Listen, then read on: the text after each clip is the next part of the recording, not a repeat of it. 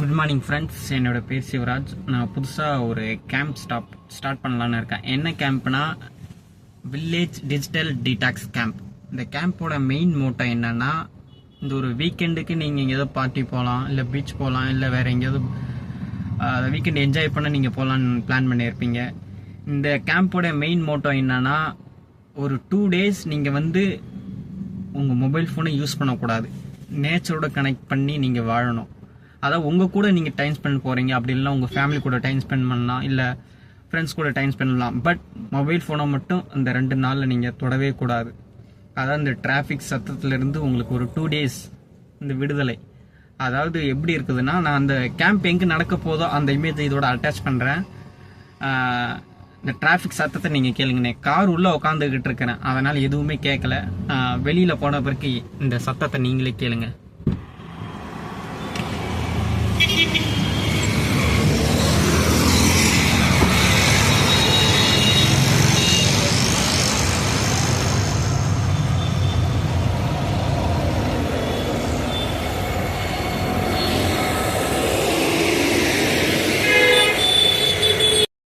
நம்ம கேம்புக்கு தேவையான இடம் பார்த்திங்கன்னா இதுதான். அந்த லாஸ்ட்டில் காட்டு ஓரமாக இருக்கு இல்லைங்களா, இந்த செம்மரமும் இந்த எம்டி ஸ்பேஸ் லேண்டு, அப்புறம் இங்கே கொஞ்சம் ஸ்பேஸ் இருக்கு இல்லையா, இந்த ஸ்பேஸு, இதுதான் நம்ம கேம்ப்பு ஸ்டார்ட் பண்ணக்கூடிய இடம்.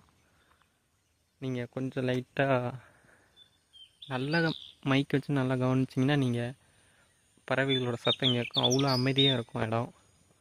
ரொம்ப நல்லாயிருக்கு. இங்கேருந்து ஒரு 4-5 கிலோமீட்டர் போனீங்கன்னா, ஒரு 8 கிலோமீட்டர் போனீங்கன்னா அங்கே ஒரு மலை கோயில் இருக்குது. அதுக்கப்புறம் அங்கே ஒரு நம்ம சின்னதாக ஒரு ஹில் கிளைம்பிங் மாதிரி போயிட்டு ஒரு 1 day இப்படி போவோம். அடுத்த நாளும் நம்ம வேறு ஏதாவது பார்க்கலாம்.